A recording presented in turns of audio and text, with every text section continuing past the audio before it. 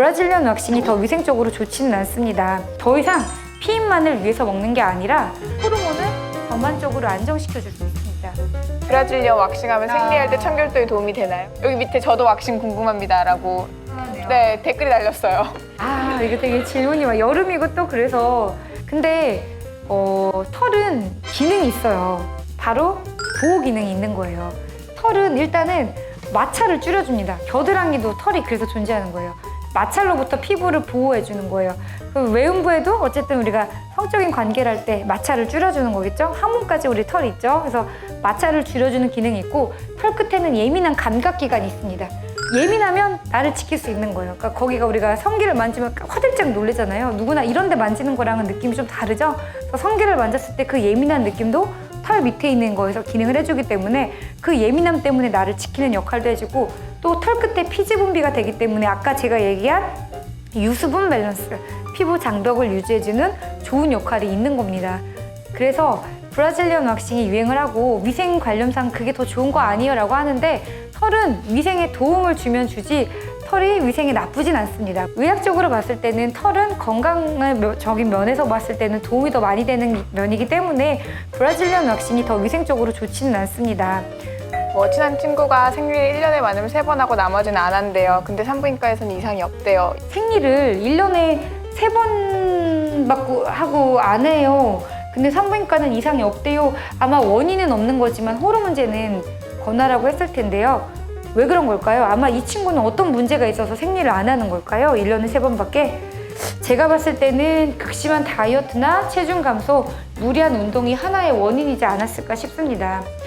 다이어트를 너무 심하게 했어요. 살이 너무너무 빠졌어요. 야근을 말도 안 되게 했습니다. 너무 피곤해서 내가 잠을 못 자겠고 잠자는 사이클이 다 흔들렸어요. 우리 몸은 어떻게 인식을 하게 될까요? 비상사태구나. 내가 안전하게 살기에는 지금 환경이 너무 척박해 라고 위기의식을 느끼게 됩니다. 그러면 내 몸에서 위기의식을 느끼게 되면 가장 먼저 기능이 딱 다운되는 건 바로 생식입니다. 지금 나는 생식을 할 때가 아니야. 먹고 사는 게 더 급해. 나는 지금 살아야 되기 때문에 후손 양성을 위한 생식에 대한 기능은 잠깐 스탑이 되게 됩니다. 그래서 스트레스를 받거나 극심한 체중 저하가 있거나 그러면 생리를 안 하게 됩니다. 아마 이 친구는 그런 경우인 것 같습니다. 어떤 구조적인 문제는 아니기 때문에. 그래서 이런 같은 경우는 결국에는 잘 먹고 잘 자고 살도 어느 정도 쪄야 되고 영양 상태가 좋고 수면의 패턴이 일정하게 유지가 되고 스트레스 컨트롤이 돼야 생리가 돌아옵니다. 산부인과 정기검진 하고 싶은데 얼마나 자주 정기검진 받아야 되는지 어떤 검사 받아야 하는지 궁금해요. 일단 팁을 드리면 20살이 넘으면 나라에서 자궁경부암 검사를 해줍니다. 올해가 2018년도니까 짝수년도에 태어나신 분들은 공짜로 암 검사를 받을 수가 있고요. 이제 산부인과에 가게 되면 자궁경부암 검사를 하는데 자궁경부가 어딘지 다 아세요? 여기가 자궁경부거든요. 얘는 내 안에서 있는 내 몸의 내부 기관과 바깥쪽에 있는 피부가 만나는 접촉 지점이기 때문에 굉장히 변화무쌍한 지점이거든요. 그래서 여기서 암이 잘 생기기 때문에 경부암 검사는 여기 세포를 이렇게 떼서 눈으로 보는 거예요. 우리나라에서 공짜로 해주는 거는 2년에 한 번이지만 대한산부인과학회에서 권하는 거는 1년에 한 번씩 꼭 여기 이렇게 암 검사를 스크리닝으로 하세요 라고 권하고 있고요. 자, 초음파도 가서 한번 보시는 게 좋은데 초음파 프로브를 이용해서 자궁 내막은 깨끗한지, 아까 제가 내막이 두꺼워지는 병이 있다고 그랬잖아요. 또는 자궁에 혹은 없는지, 난소 모양은 괜찮은지 보는 검사입니다. 자궁 초음파를 볼 때는 내막을 같이 봐야 되잖아요. 그래서 생리 직전에 가면 안 됩니다. 생리 직전에 가면 내막이 두껍고 난소가 이렇게 모양이 이상하기 때문에 제대로 볼 수가 없고요. 꼭 검사는 웬만하면 생리 끝난 직후에 가셔서 이왕이면 자궁과 난소 상태를 확인해 보는 게 좋습니다. 그래서 1년에 한 번 정도면 충분할 것 같습니다. 피임약에 대해서도 한번 알아볼까요? 피임법이랑 생리랑도 관계가 되니까. 4세대 피임약의 치료 목적은 여드름, PMS, 생리통입니다.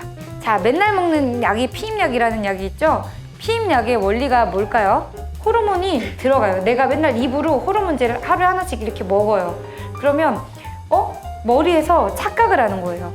호르몬이 벌써 나왔네? 내가 일 안 해도 되겠네?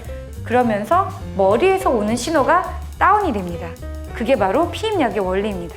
그래서 평소에 내 호르몬은 생리 전후로 들쑥날쑥 이렇게 막 변하는데 이 호르몬제를 먹으면 아주 머리에서 눈치 못 챌 정도로 이렇게만 한 달 내내 유지가 되게 막아주는 거예요.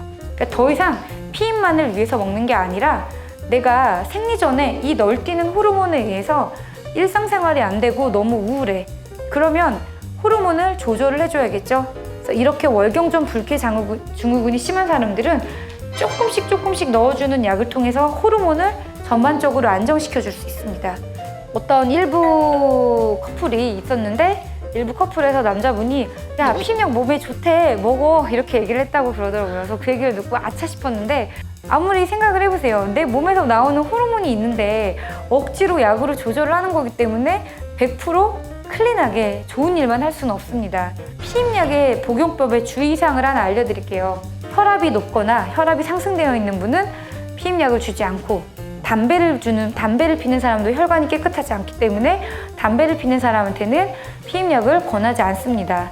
복용법을 할 때 어떤 분들은 한 달 먹다가 끊고 그러시는 분들이 있더라고요. 근데 그게 제일 안 좋은 복용법입니다. 호르몬제를 먹었을 때 내 몸에 생기는 변화가 가장 피크를 치는 건 약 복용 시작 후 약 3개월입니다. 그래서 내가 약을 먹으면 한 번 시작을 했으면 3개월 동안 그런 변화를 잘 살피고 되도록이면 길게 먹는 게 좋습니다. 한 번 시작을 하셨으면. 그래서 본인이 경중도를 따지면서 약의 복용에 대해 고민을 해보시면 됩니다.